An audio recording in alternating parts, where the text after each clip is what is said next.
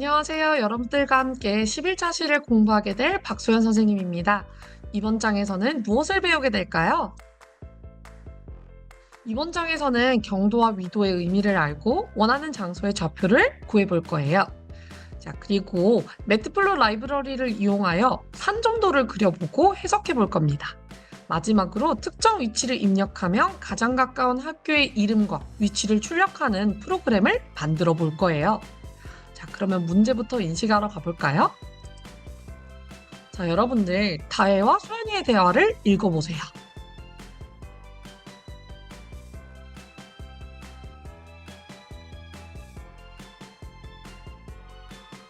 다혜가 졸업을 해서 이제 새로 갈 학교에 배정원서를 쓰게 되었어요. 그러면 다혜가 어떤 학교에 지원하는 것이 좋을까요? 자, 소연이는 지금 뭐니 뭐니 해도 집에서 가까운 학교를 다니면 편하게 생활을 할 수 있을 것 같다고 얘기하고 있네요. 어, 그러면 우리 데이터를 이용해서 집에서 가장 가까운 학교를 한번 찾아볼까요? 우리가 해결해야 하는 문제는 무엇인가요? 우리 집에서 가장 가까운 학교는 어디일까? 좋아요. 그러면 얘들아, 이 문제를 해결하기 위해서 어떤 데이터가 필요할까요? 가장 가까운을 알기 위해서는 우리 위치가 필요하겠죠? 그래서 우리는 전국 학교의 위치 데이터를 한번 수집해 볼 거예요. 자, 전국 학교의 위치 데이터를 수집하기 위해서는 공공 데이터 포털에 접속해야 돼요.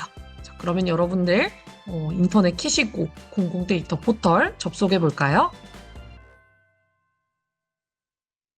자, 공공 데이터 포털에 접속했어요. 여기에는 다양한 공공 데이터들이 있답니다. 자, 그럼 우린 여기서 검색창에서 전국 초중등학교 위치를 한번 검색해 볼게요. 밑으로 스크롤을 내려보시면 전국 초중등학교 위치 표준 데이터가 있네요. 클릭해 볼게요. 음, 와, 여기 보니까 정말 전국에 다양한 초, 중, 등, 고등학교까지의 위치 데이터가 있어요. 엄청난 양의 데이터인 걸 확인해 볼 수가 있는데요. 그러면 이 파일을 한번 내려받아 보도록 하겠습니다. 우리 항상 내려봤던 파일 형식, 즉 CSV 파일로 내려받아 볼게요. 자, 그러면 CSV 클릭해 주세요. 우리가 내려받은 파일을 한번 열어보았는데요. 데이터의 양이 상당한 것 같은데요. 20개의 열과, 도대체 행은 몇 개야? 무려 12,000개 가까운 학교의 위치 데이터가 있네요. 자, 그러면 우리 요 데이터 한번 확인해 봤으니까 데이터 다듬기 시작해 볼까요? 데이터를 본격적으로 다듬어 보기 전에 우리 위치 개념 하나 보고 가도록 하겠습니다. 위치는 좌표에서 어떻게 나타낼 수 있을까요? 여러분들 다 배웠겠지만 한번 확인해 볼게요. 바로 위도와 경도로 나타낼 수 있습니다. 자, 그럼 위도란 무엇일까? 적도, 적도를 기준으로 남쪽과 북쪽으로 얼마나 떨어져 있는지를 나타냅니다. 즉, 좌표의 세로축, Y축의 위치를 나타내줘요. 자, 이번엔 경도 볼게요. 영국의 그리니치 천문대를 기준으로 동쪽과 서쪽으로 얼마나 떨어져 있는지를 나타냅니다. 좌표의 가로축, 즉 X축의 위치를 나타내주죠. 자, 그럼 우리 위치 한번 보면서 위도와 경도 개념 다시 한번 볼게요. 자, 바로 위도는 37.4904, 그리고 경도는 127.0163이 되겠어요. 자, 우리 아까 기억해보면요.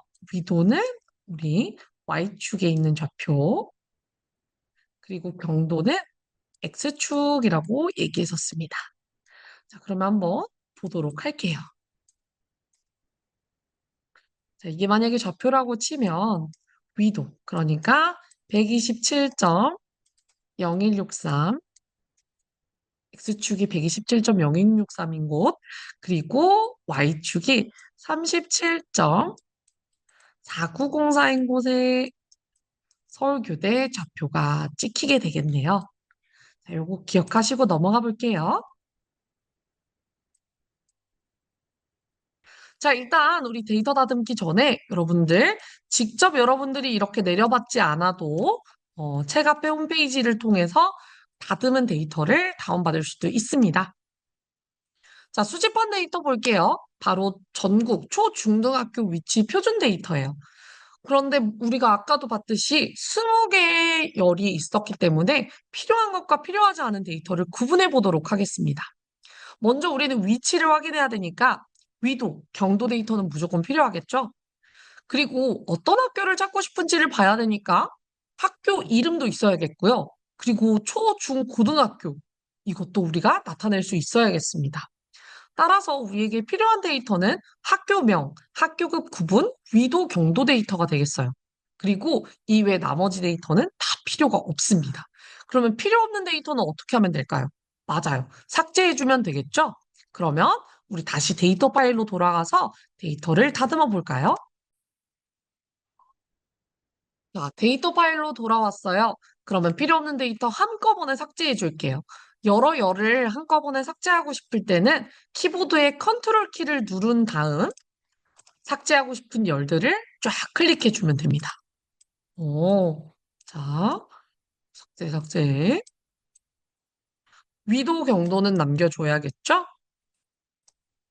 자, 그럼 우리가 삭제하고 싶은 열을 모두 클릭했으니 오른쪽 마우스 누르고 삭제를 눌러줍니다. 다시 한 번 더.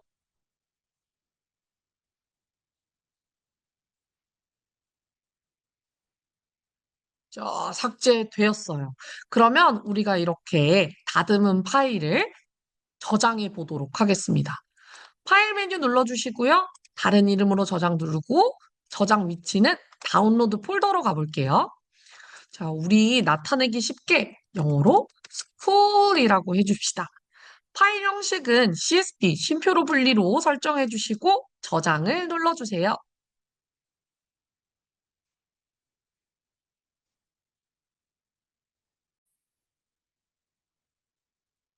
그러면 우리가 우리 집에서 가장 가까운 학교를 찾기 전 도대체 전국의 학교들은 어떻게 분포되어 있는가 한번 시각화 해볼까요? 그러면 여러분들 전국 학교의 분포 데이터는 어떤 그래프로 시각화하는 것이 적합할까요?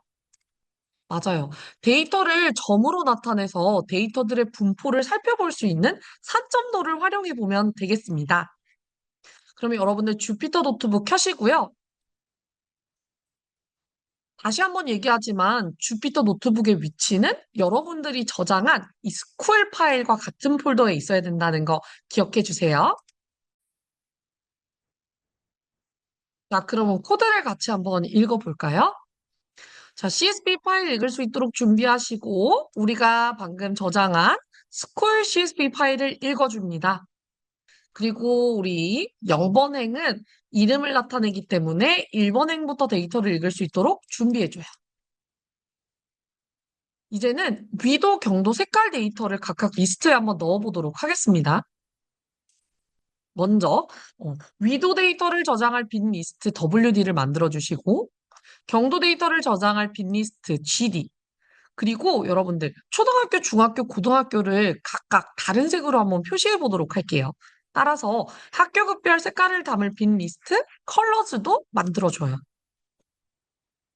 자, 이제는 우리가 만들었던 리스트에 각각 데이터를 넣어보도록 하겠습니다. 자, 데이터를 읽어야겠죠? 그래서 포 반복문을 이용해서 1번부터 마지막 캔까지 한 행 한 행 차례대로 반복적으로 데이터를 읽어줘요. 자, 우리 눈에는 위도경도 데이터가 숫자로 보이지만 컴퓨터는 문자열로 인식하고 있기 때문에 맵 함수를 이용해서 float 모두 실수로 바꿔줍니다. 자, 그리고 여러분들 row 2, 즉 위도에 있는 데이터들을 WD 위도 리스트에 넣어주고요. 그리고 row 3, 경도에 있는 데이터들을 여러분들 GD 경도 리스트에 넣어줘요. 자, 그리고 마지막 색깔 데이터를 넣어야 되는데요. 이건 초, 중, 고 다 다르게 넣어야 되기 때문에 우리 조건문을 활용해 보도록 하겠습니다. 참고로 여기 모든 과정들은 다 for row인 데이터 안에서 이루어져야겠죠? 그래서 들여쓰기 하는 거 잊지 말아주세요. 자, 만약에 로 1, 그러니까 학교급 구분이 초등학교와 같다면입니다. 초등학교와 같다면 여러분들 레드 뭐죠? 빨강색을 컬러스 색깔 리스트에 넣어주고요. 그리고 조건을 추가합니다. 만약 학교급이 중학교라면 블루, 파랑색을 색깔 리스트에 넣어주고요. 그리고 만약에 그렇지 않다면, 초중이 아니라면, 즉, 고등학교라면, green, 그러니까 초록색을 색깔 리스트에 넣어줍니다. 자, 이렇게 우리 리스트를 만들었으니 산점도를 한번 그려보도록 하겠습니다. 그래프 그릴 준비해 주시고, 그 다음에 한글 설정해 주시고, PLT 스케줄, 그러니까 산점도를 그려볼게요. 우리 아까 위치 여러분들 좌표 나타냈던 거 기억나시죠?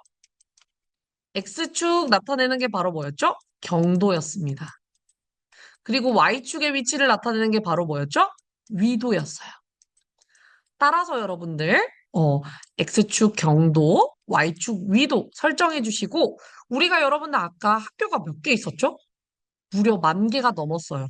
그러니까 점의 개수가 굉장히 많을 것으로 예상됩니다. 따라서 점의 크기를 작게 해줄 거예요. 점의 크기를 작게 해주기 위해서 사이즈 S를 1로 설정합니다. 그리고 초, 중, 고등학교 우리가 다르게 표현하기 위해서 컬러 속성을 추가할 거예요. 컬러 속성을 추가할 건데 그건 우리가 만들었던 컬러즈 리스트로 설정해 주도록 할게요.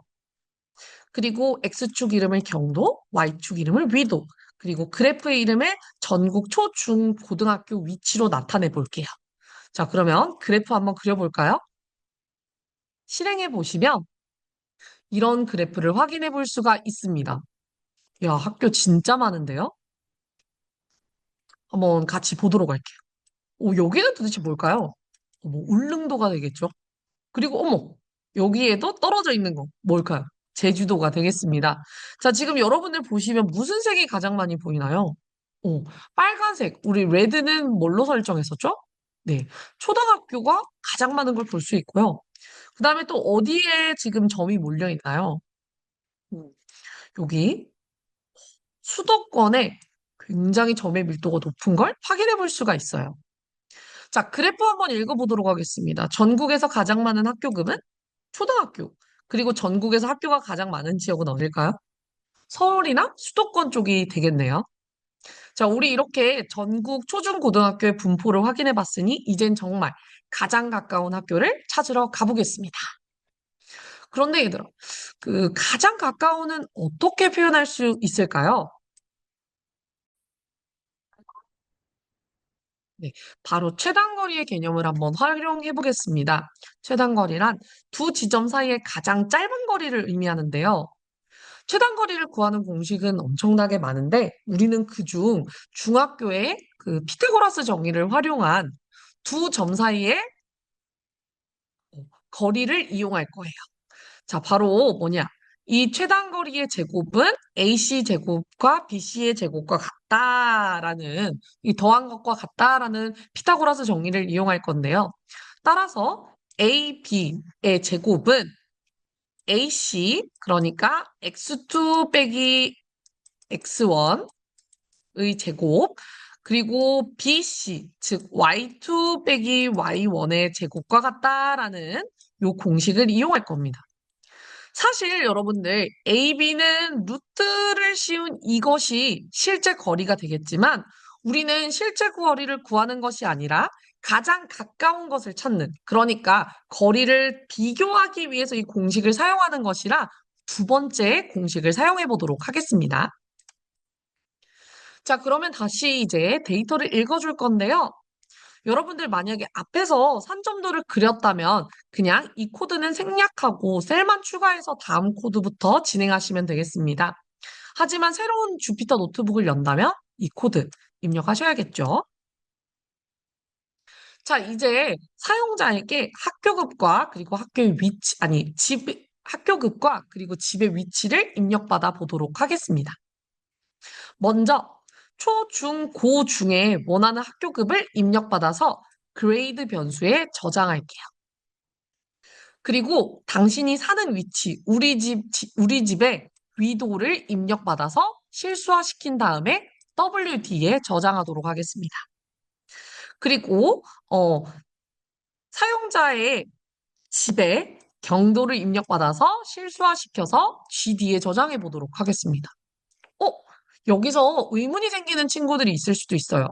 선생님, WD랑 GD, 아까 우리 그 학교들 위도 데이터랑 경도 데이터 받은 거 아니에요? 라고 물어보는 친구가 있을 수 있는데요. 여기서 우리가 기억해야 될 코드 보도록 하겠습니다. 바로 이 파이썬은 순차 구조를 이용한다는 거였어요. 그래서 아무리 A 변수에 10을 저장했어도 이 다음 마지막에 15로 저장한 것이 바로 우리 프린트가 되는 거겠죠. 그래서 마지막에 입력한 것이 바로 그 변수가 되겠다. 즉, 앞으로 WD와 GD는 사용자가 사는 지역의 위도와 경도를 저장하는 변수가 되겠습니다. 자, 이제 변수를 설정해 보도록 하겠습니다. 자, 집과 학교 사이의 가장 짧은 거리, 즉 최단 거리의 최소값을 저장할 변수를 만들어줘요. 그래서 그 말은 우리 집에서 가장 가까운 거리에 있는 학교까지의 거리를 저장할 변수가 되겠죠. 이걸 우리 민에다가 저장해 보도록 하겠습니다.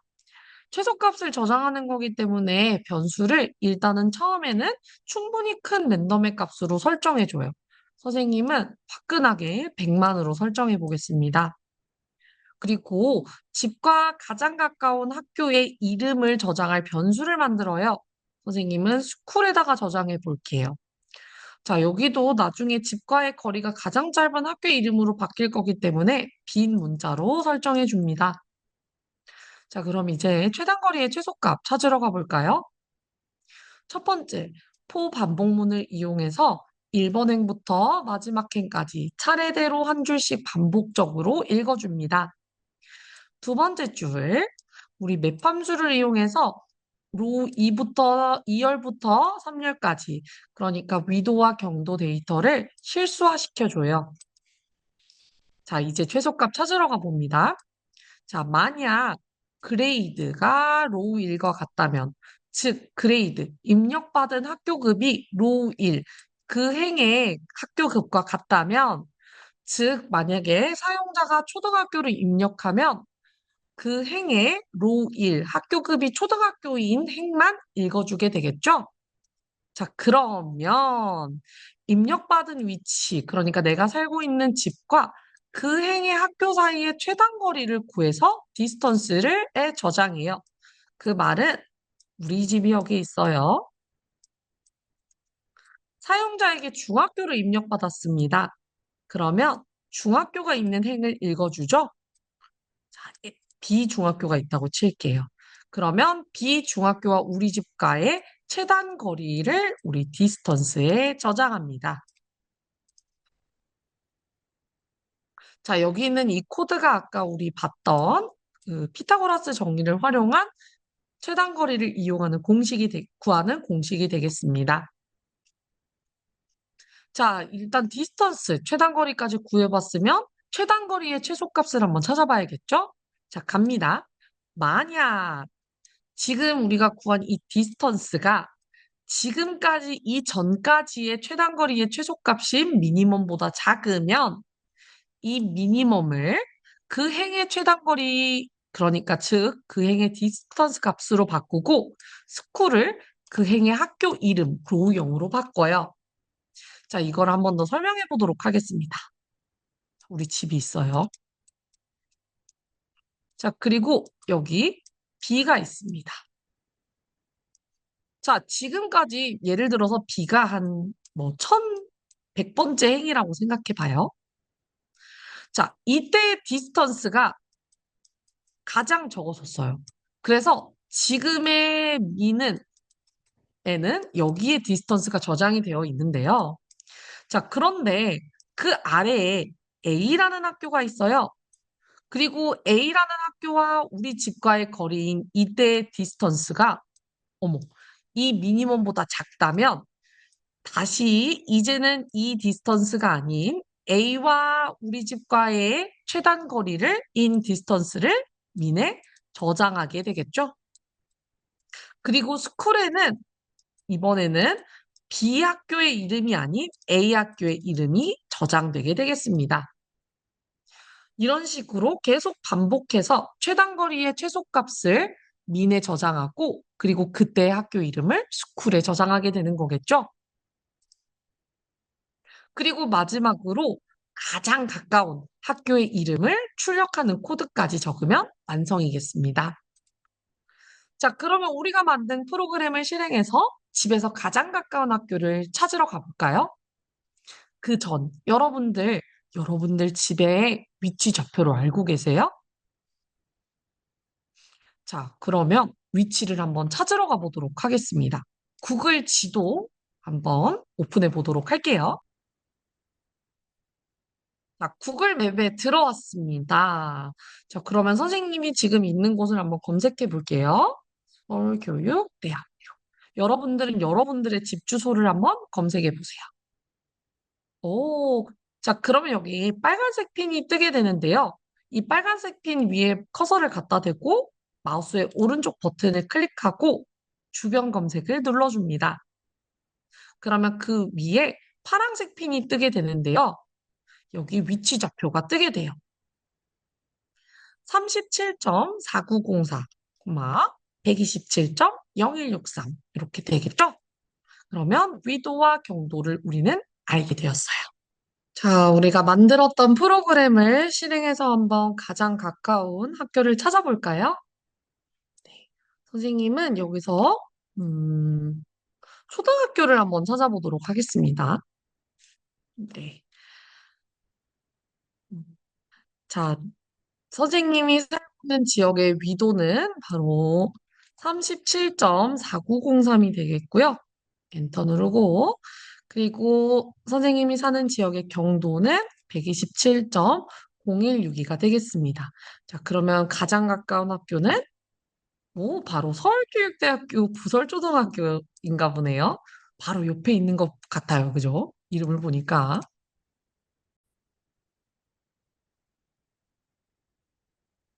자, 여러분들도 여러분 집의 위치를 한번 프로그램에 입력해보고 가장 가까운 초등학교, 중학교, 고등학교를 찾아보세요. 자, 이렇게 해서 우리 이번 문제도 한번 해결해 보았고요. 그러면 여러분들 수고하셨어요. 다음 차시에서 만나요.